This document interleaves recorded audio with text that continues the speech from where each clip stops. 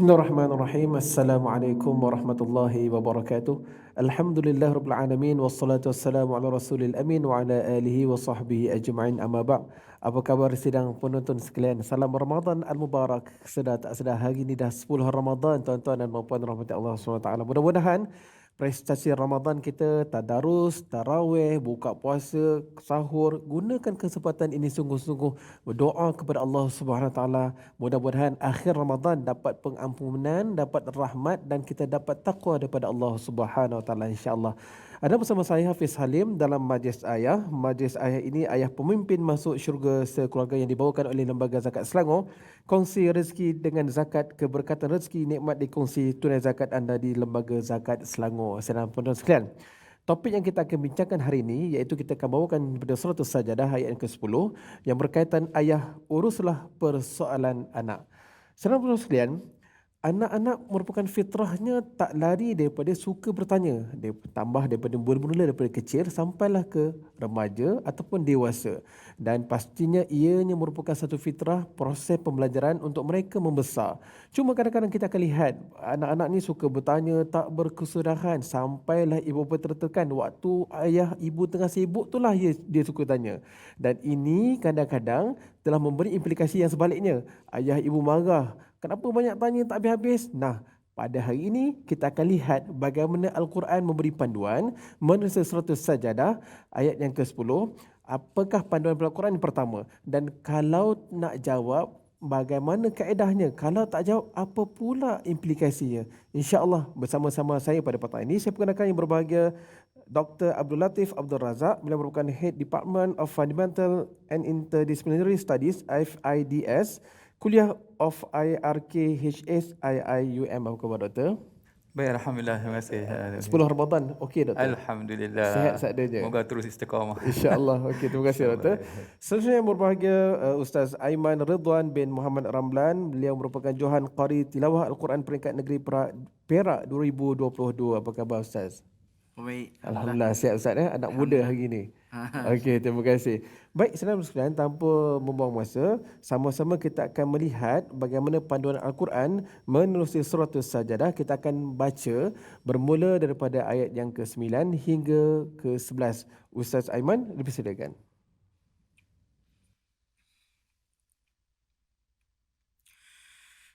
أعوذ بالله من الشيطان الرجيم.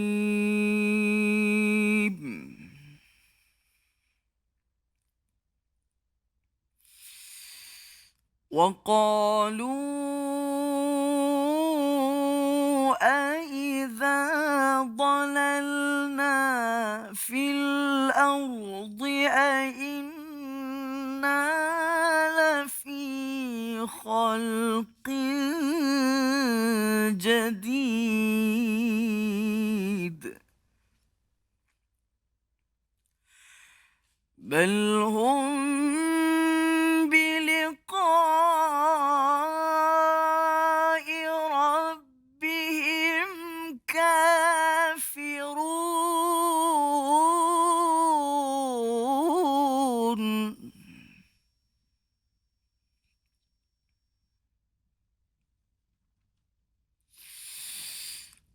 قل يتوفاكم ملك الموت الذي وكل بكم ثم إلى ربكم ترجعون صدق الله العظيم. Suraqallahul Azim. Dan mereka berkata, apakah apabila kami telah lenyap hancur di dalam tanah, kami akan berada dalam ciptaan yang baru. Bahkan mereka mengingkari pertemuan dengan Tuhannya. Katakanlah, malaikat maut yang diserahi untuk mencabut nyawamu akan mematikan kamu, kemudian kepada Tuhanmu kamu akan dikembalikan. Saudara sekalian, ini adalah gambaran awal bagaimana setiap persoalan yang berlaku apabila ditanya, Allah pasti akan menjawab. Untuk kita lihat lebih lanjut sinopsis kepada perbincangan kita pada petang ini, kita akan lihat VT yang disediakan.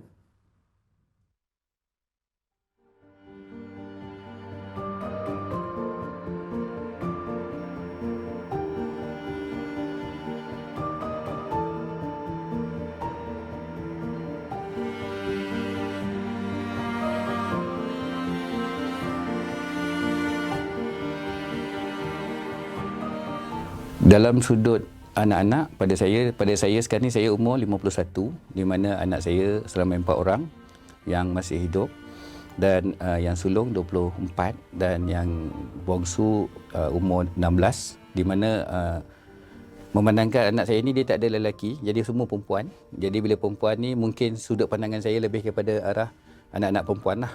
Dan pada pandangan saya pula, mungkin anak perempuan ni dia lebih mudah dibentuk, dan kerana dia punya kehendak dia tak terlalu banyak berbanding anak lelaki. Jadi pertanyaan selalunya memang anak ni dia akan sentiasa bertanya, especially kalau perkara yang dia tak tahu, dia tak pasti, dia minta pandangan ayah dan ibu dia. Dan kadang-kadang dia bertanya tentang apa yang ayah dia dengan ibu dia dah buat. Dia nak kepastian kenapa. Dan untuk saya lebih suka pertanyaan-pertanyaan anak saya dijawab secara hujah ataupun fakta-fakta yang melibatkan rasional kehidupan.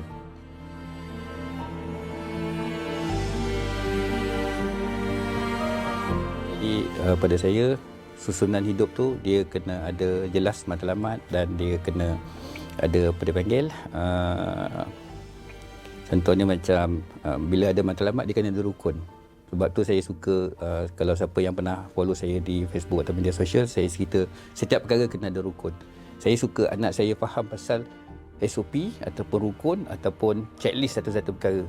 Sebab yang tu dia akan menentu corakkan ke mana dia nak pergi, dia akan jadi lebih mudah.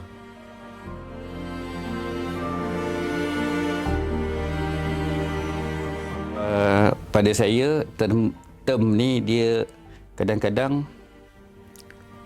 mengikut sudut pandangan seseorang. Istilah tipu sunat, istilah bohong sunat ke, istilah makan luar ataupun apa saja maksud yang didefinisikan mengikut sudut pandangan tadi ni, sebenarnya pada saya terpulang pada seseorang individu.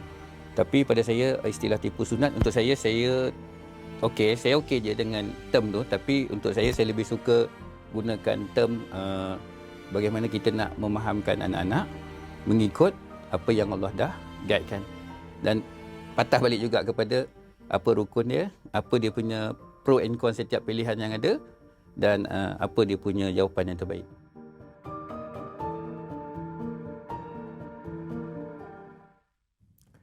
Sahabat sekalian, kembali sekali lagi. Hari ini kita bawakan tokoh ayah, iaitu Encik Muhammad Razi bin Abdul Ghani. Beliau merupakan seorang CEO, co-founder tutuphutang.com. Berdasarkan penceritaan yang telah disampaikan oleh beliau merupakan seorang individu yang dikurniakan oleh Allah SWT 4 orang anak dan kesemuanya wanita. Dan kita lihat apa yang dikongsikan, anak-anak selalu bertanya, minta pandangan, dan beliau suka memberi jawapan secara fakta. Ada rukun, ada SOP. Ini agak menarik tips ini, dan mudah-mudahan ia menjadi satu role model yang kita boleh ambil panduan, dan insya-Allah kita akan teruskan dalam kehidupan kita berkurang, insya-Allah. Dr. Latif, kita melihat kepada video tadi dan ayat yang telah diperdengarkan seperti tadi, surah Al-Sajdah ayat ke-10 menggambarkan bahawa itulah situasi manusia yang bila mana Allah gambarkan, bila mana ada pertanyaan tak pernah Allah tak jawab. Kan, kalau itulah tata cara SOP yang Allah tampilkan menerusi firman-Nya, apatah lagi kita sebagai ayah. Berkaitan dengan tajuk kita hari ini, apakah mesej yang nak cuba disampaikan menerusi surah Al-Sajdah ayat yang ke-10? Silakan Doktor. Bismillahirrahmanirrahim. Alhamdulillahirabbil alamin, wassalatu wassalamu ala asyrafil anbiya'i wal mursalin wa ala alihi wa sahbihi ajma'in. Rabbi shrah li sadri wa yassir li amri wahlul 'uqdatam min lisani yafqahu qawli. Subhanaka la ilma lana illa ma 'allamtana innaka antal alimul hakim. Wa la haula wa la quwwata illa billahil aliyil azim. Amma ba'd. Ahayyikum bi tahiyatil Islam. Assalamualaikum warahmatullahi wabarakatuh. Para ayah sekalian, para ibu juga, anak-anak sekalian, terima kasih kepada soalan yang daripada Ustaz Hafiz tadi. Poin yang pertama, mesej yang pertama yang sebelum saya masuk kepada ayah ni, Al-Quran ni dia pemahaman dia punya isi dia tu bergantung kepada level akal masing-masing. Dan kalau kita tengok ayat ni, kadang-kadang macam mana nak boleh kaitkan dengan ayah. Betul. Tapi ada orang dia bila dia nak gali, dia nak kait, dia boleh maksudnya. Sebab itu Al-Quran ni mengkaji dia tak pernah habis, dia habis-habis. Bergantung kepada niat kita. Jadi kalau kita tengok dalam konteks seorang ayah misalnya, dia nak kaji, nak melihat, nak mengambil manfaat daripada ayat ni, maksudnya antara tanggungjawab seorang ayah iaitu dia kena peka, cakna dengan perkembangan-perkembangan yang berlaku dalam hidup anak dia. Permasalahan-permasalahan yang berlaku dalam kehidupan anak dia, maksudnya. Sebab kalau dia gagal misalnya, untuk nak memahami apa permasalahan ini, ditakuti nanti anaknya akan mencari rujukan-rujukan yang lain, maksudnya. Itu sangat bermasalah. Jadi kita ni sebagai seorang ayah ni, poin yang penting, bukan kadang-kadang kita ni mesti jadi sempurna. Maksudnya dia tidak, dalam Islam ni kita ni kadang-kadang kita nak sempurna. Saya nak bagi tahu sidang penonton yang dirahmati Allah sekalian, kalau nak sempurna bukan di sini. Nak sempurna di syurga.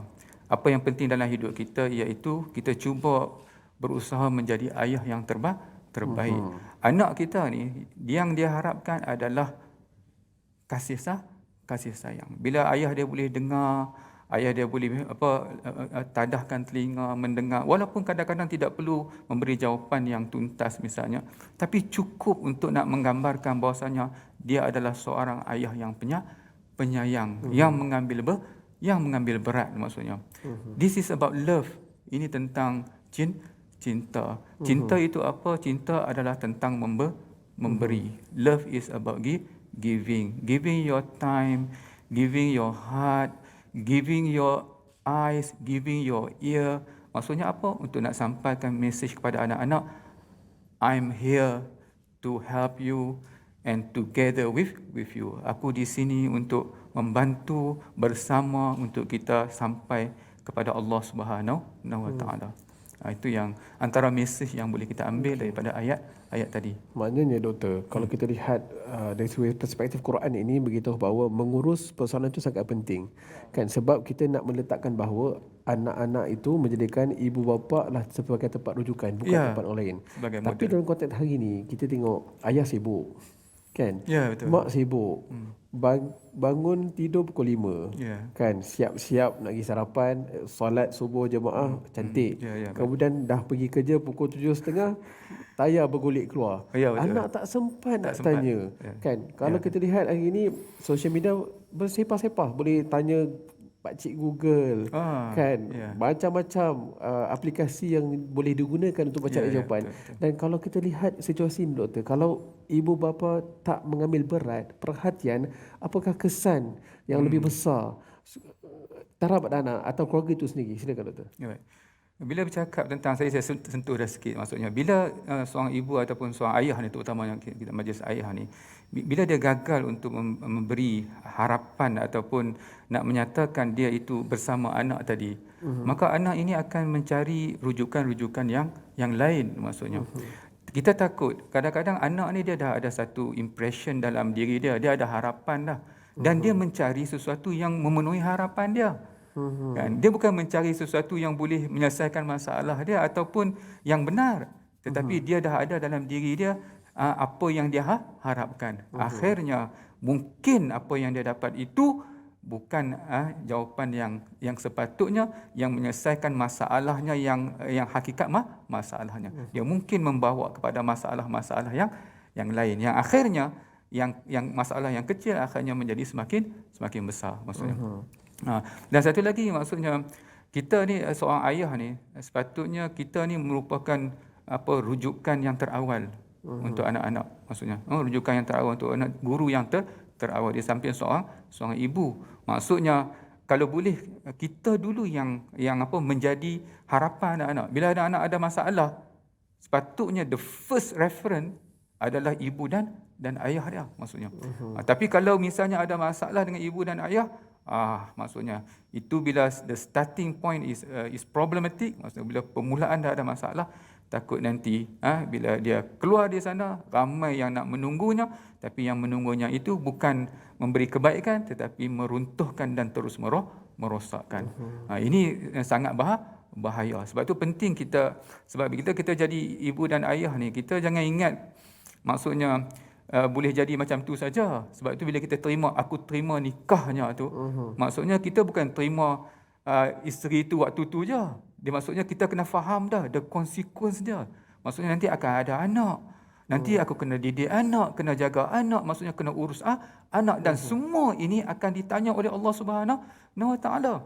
Kan, walau sesibuk macam mana pun, kadang-kadang bukan kata sesibuk macam mana, kita bila cakap tentang orang yang dia sibuk tinggalkan urusan anak dia, kadang-kadang yang satu ekstrim lagi, dia bawa diri dia ke syurga seorang-seorang.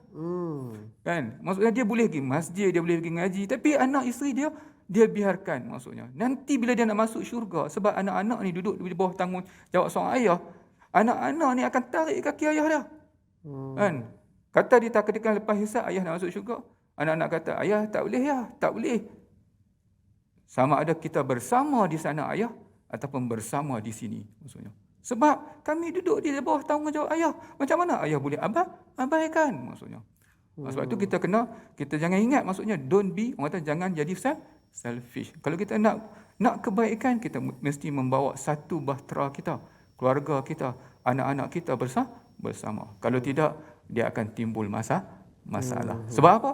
Sebab mereka duduk di bawah tanggungjawab kita, dan dosa mereka juga menjadi tanggungjawab kita. Terima kasih doktor. Maknanya doktor, ini bukan perkara yang main-main. Kan? Bukan main-main kan. Bukan boleh kata diskaun pun tak boleh. Tanggungjawab ini kena sungguh-sungguh. Mengurus persoalan anak-anak ini bukan perkara yang boleh dipandang dikesampingkan. Tak boleh. Betul. Sebab dalam konteks hari ini cabarannya sangat besar. Dan adakah kemungkinan berlaku doktor, pandangan doktor lah kan, ibu ayah ni tak bersedia? Kan kadang-kadang kalau nak tanya pasal 1 tambah 1 2, kan kalau tanya pasal rukun puasa apa ayah, tanyalah ustaz kamu, adakah konteks bersedia atau tidak itu menjadi isu pokok kepada ibu dan ayah ni tak ready nak jawab soalan anak-anak. Silakan doktor. Baik. Dia sebenarnya kalau kita kata ready ni, kita tak ada kayu ukur yang boleh mengatakan seorang ayah itu yes, he is ready. Dia tak ada kayu ukur. Sebab dia soalan sentiasa berkembang, maksudnya. Kan? Apa yang penting, maksudnya, bila nak menjadi seorang ayah, nak kahwin tu, dia kena lengkapkan ilmu yang kita kata ilmu fardu ain, ilmu fardu kifayah. Maksud asas ilmu tu kena ada. 3 jenis ilmu yang dia kena ada, iaitu ilmu yang pertama, ilmu tentang Allah. Sebab dia kena tahu, sebab dia tak boleh kalau seorang ayah ni, kalau dia nak menyelesaikan masalah anak-anak dia, kadang-kadang dia lari daripada Allah. Kan? Sebenarnya Allah Taala yang menentukan semuanya, dan Allah Taala yang boleh menolong kita keluar daripada masalah. Tapi kadang-kadang kita ni jadi independen. Kita kena cari ilmu tentang problem solving, kita kena cari jalan macam mana kita nak handle, tapi kita lupa bahawasanya di sebalik untuk keluar daripada masalah tersebut, di sana ada Allah, maksudnya. Kan? Maksudnya kita tak semestinya boleh selesai masalah nak, tapi kita kalau boleh kita bersama anak untuk keluar daripada masalah. Maksudnya kita sentiasa ada. If you need me, I'm always around. Maksudnya tak semestinya maksudnya kita boleh jawab persoalan dia, tapi kita bersama-sama mencari jalan untuk keluar daripada masalah. Dan kita kena yakin kita takkan mampu keluar daripada masalah tanpa pertolongan Allah. Maksudnya yang pertama dia kena siapkan ilmu kenal Allah. Lepas tu ilmu apa? Syariatullah. Dia kena belajar tentang solat. Nanti anak-anak macam mana nak solat kalau ayah tak solat, ayah solat tak betul. Maksudnya nanti kalau ada masalah macam mana? Kan Allah Taala kata wasta'inu bis-sabri was-salah, minta pertolongan dengan sabar dan solat. Tiba-tiba solat pun tak tahu.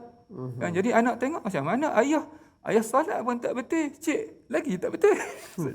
Kan? Lepas tu ilmu tentang yang ketiga, dia kena persediaan ilmu tentang sunnatullah. Sunnatullah ni maksudnya bagaimana Allah urus makhluk dia. Contohnya macam mana Allah Taala urus emosi. Kita kena belajar tentang bagaimana mengurus emosi. Tadi kan kita punya model kita tu kan, maksudnya urus keuangan, itu sunnatullah. Maksudnya kita kena belajar cara mengurus keuangan. Nanti anak-anak kita ni akan dijadikan sebagai model, maksudnya. Tapi kalau kita yang jenis kadang-kadang Allah tak pandai menguruskan keuangan, nanti anak tengok Maksudnya kalau ayah ni, maksudnya tuan-tuan sekalian, jadi kita nak expect apa? Maksudnya daripada seorang anak. Jadi maksudnya kita nak kata, yes, I'm ready, bukan itu maksudnya. Kita punya konsep iaitu PDLT. Perbaiki diri, lakukan terbaik. PDLT, bukan prediction. Perbaiki diri, lakukan terbaik. The rest, Allah will help. Baik. Allah akan tolong. Cantik, terima kasih Ustaz. Terima kasih Doktor. Okey, selamat sekalian, alhamdulillah kita dah bincang panjang pada persiapan awal ini. Kita dah kupas isu mengurus persoalan anak ini bukan perkara yang main-main. Takut-takut anak menjadi lain. Kan, elok-elok anak anda menjadikan anda sebagai idola, tetapi ambil orang lain sebagai idola, jangan salahkan anak. Itu yang pertama. Yang kedua, doktor berkongsi tentang PDLT, kan, buat yang terbaik, itu yang penting. Yang kedua, ilmu itu perlu sentiasa dipelajari. Ilmu kenal Allah, ilmu syariatullah, ilmu sunatullah. InsyaAllah kita akan berehat seketika.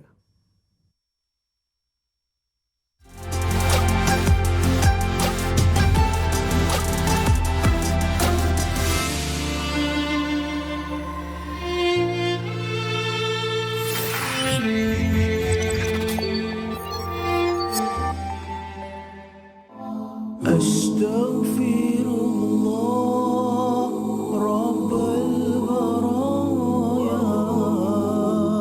Astaghfirullah minal khataya. Astaghfirullah Rabbal baraya. Astaghfirullah minal khataya. Astaghfirullah Rabbal baraya. Astaghfirullah minal khataya. Astaghfirullah Rabbal baraya. Astaghfirullah minal khataya.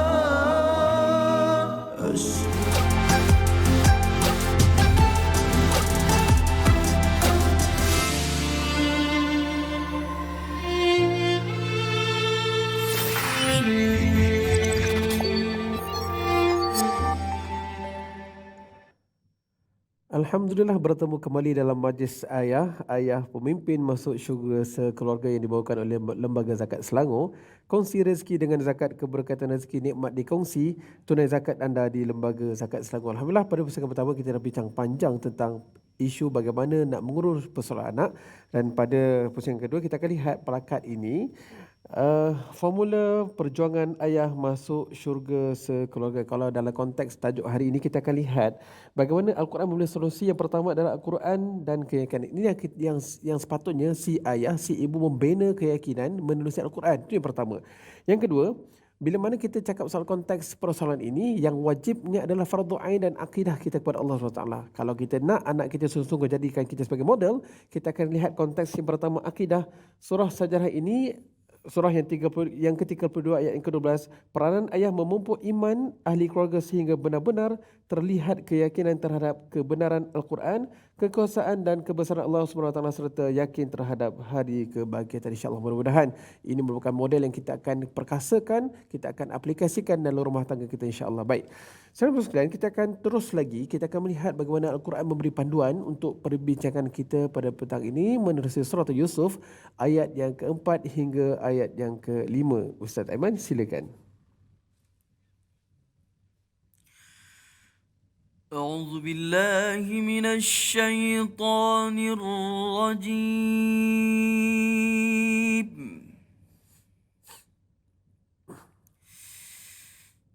إذ قال يوسف لأبيه يا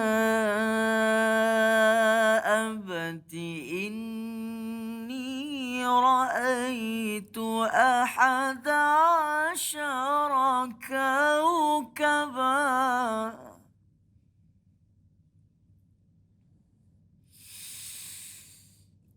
يا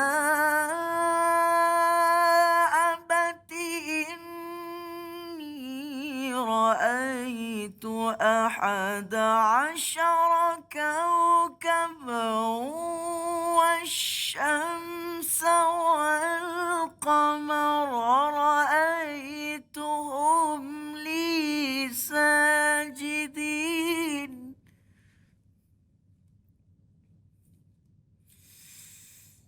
قال يا بني لا تقصص رؤياك على إخوتك فيكيدوا لك كيدا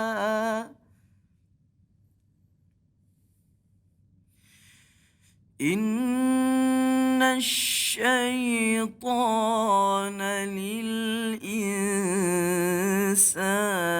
عدو مبين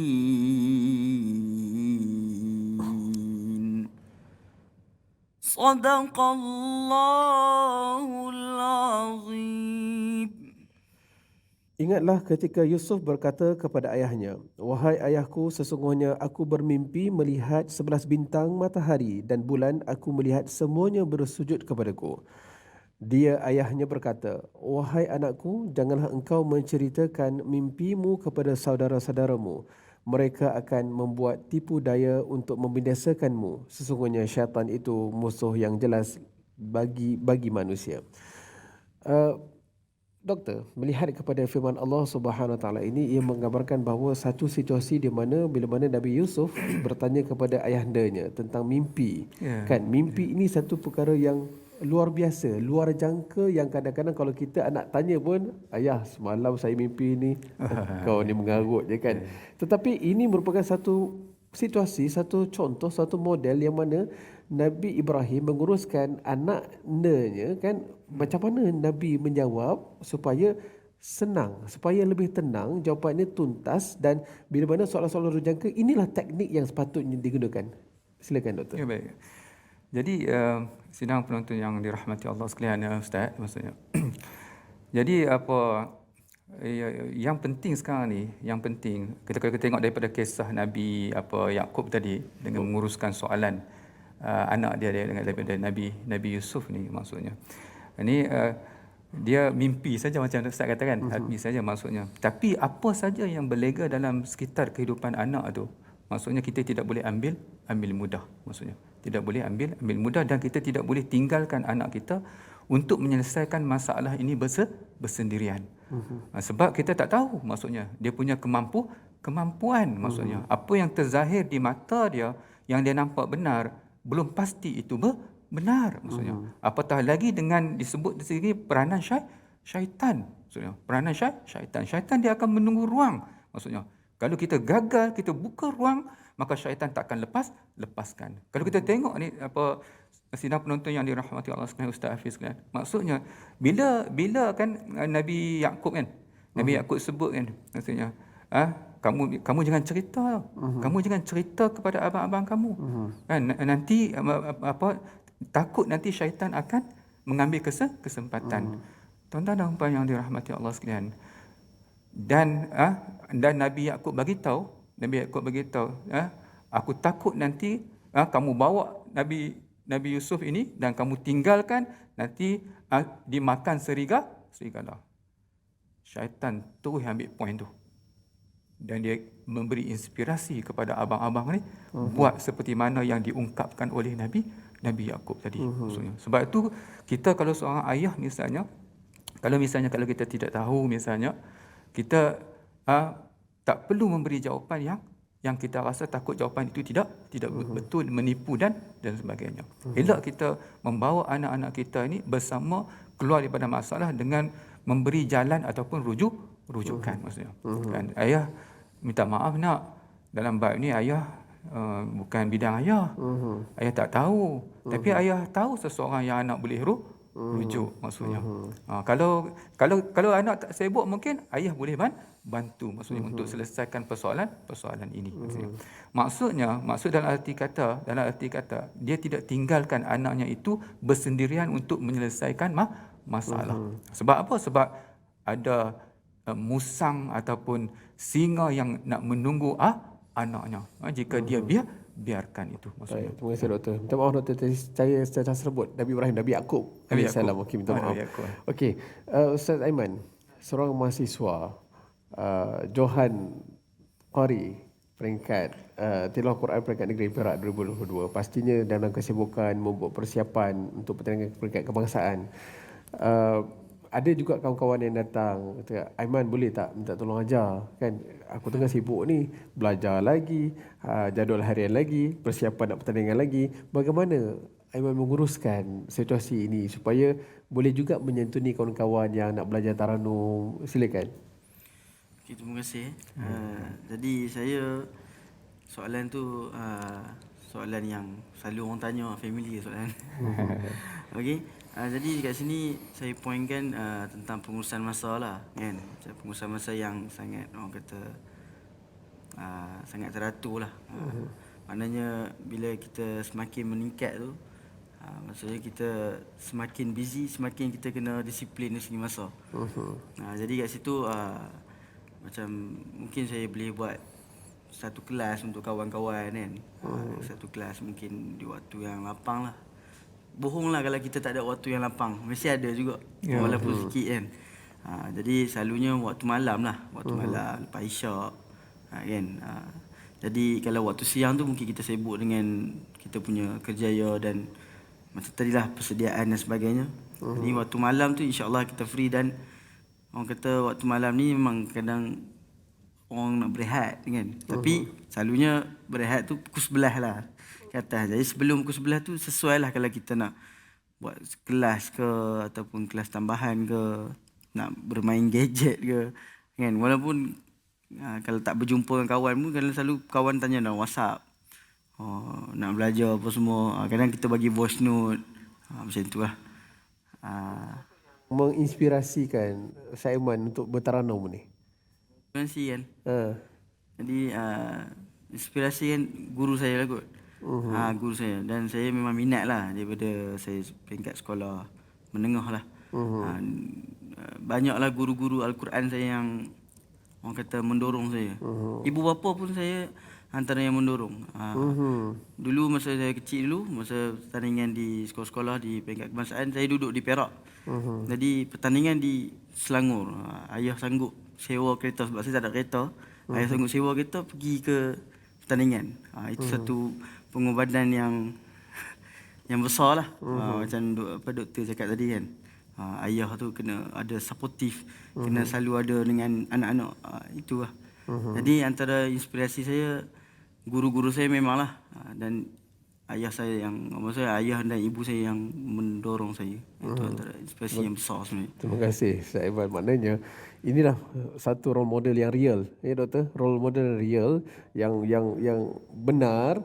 Pengorbanan ayah walaupun tak mampu macam mana pun, tapi tetap mendorong, mengurus. Pastinya Ustaz Aiman tanya, kan, ayah saya dapat pertandingan masuk kebangsaan, macam mana nak buat ni? Kalau ayah yang luar biasa, pastinya okey, tak apa, ayah akan usahakan untuk cari kereta sewa, hantar ke pertandingan tersebut. Tahniah, saya ucapkan tahniah kepada ayah ibu Ustaz Aiman. Mereka mendengar di luar sana, sedang menonton insya-Allah. Baik. Sila bersaudara, kita akan lihat satu lagi surah panduan daripada Allah SWT menerusi suratul An-Nahl ayat yang ke-43. Bagaimana Allah memandu kalau nak mengurus persoalan ini, macam mana teknik yang Allah ajar dalam Al-Quran. Ustaz Aiman, silakan. Surah An-Nahl.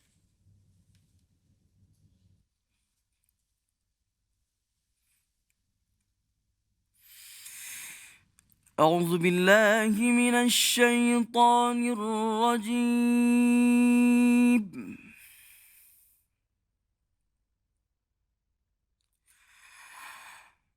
وما أرسلنا من قبلك إلا رجالا نوحي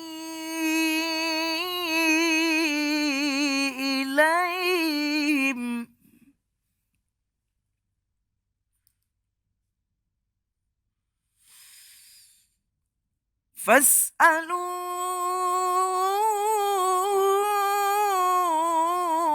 أهل الذكر إن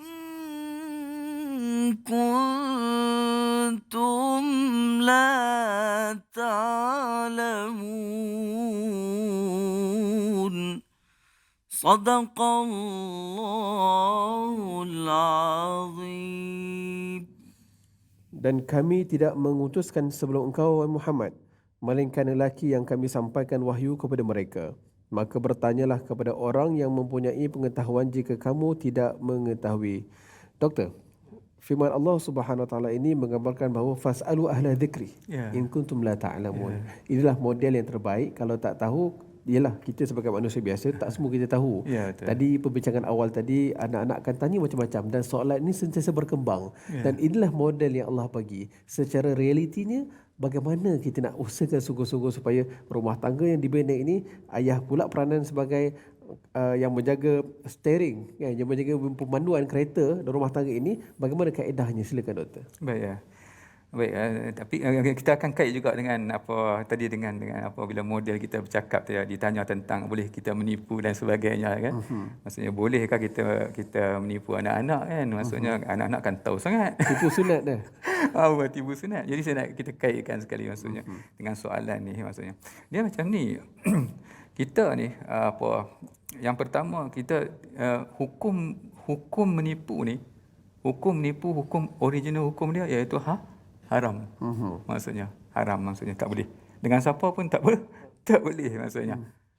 Tetapi benda haram ni dia boleh jadi harus dengan dua keadaan ya. Kita kalau kata bohong sunat kita panggil recommended lying. Kan orang Melayu ada. Sebenarnya tak ada dalam hukum. Tak ada. Dalam hukum. Yang ada dibolehkan benda yang haram ni yang dia haruskan dengan dua sebab. Yang pertama darurat. Darurat ni maksudnya dia mengancam nyawa, dia mengancam maruah dan sebagainya.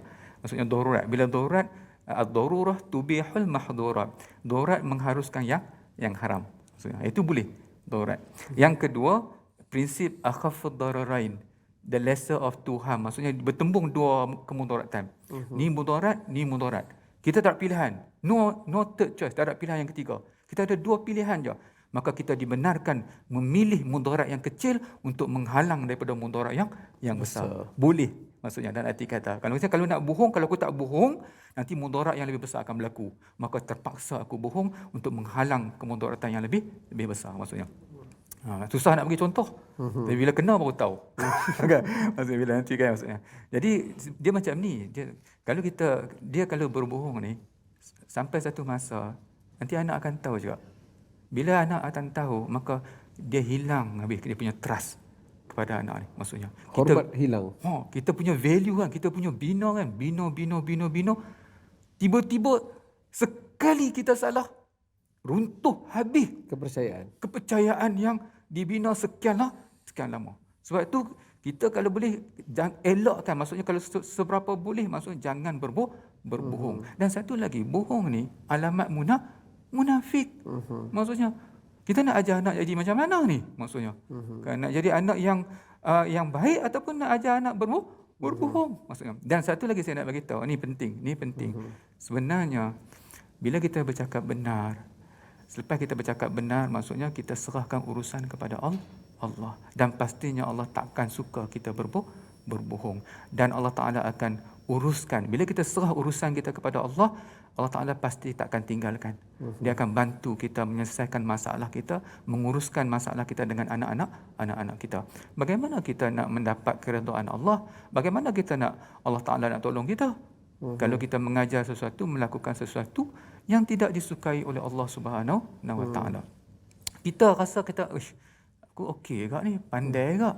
Kan? Sekarang apa? Anda menuhankan kepandaian anda.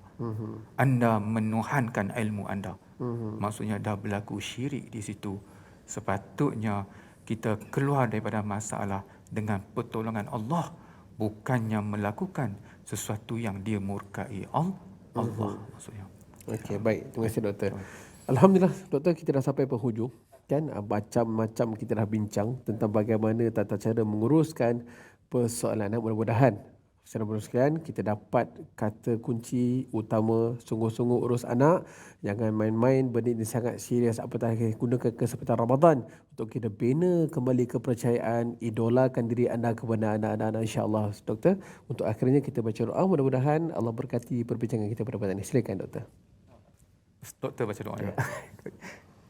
Bismillahirrahmanirrahim. Alhamdulillahirabbil alamin wassalatu wassalamu ala asyrafil anbiya'i wal mursalin wa ala alihi wa sahbihi ajma'in.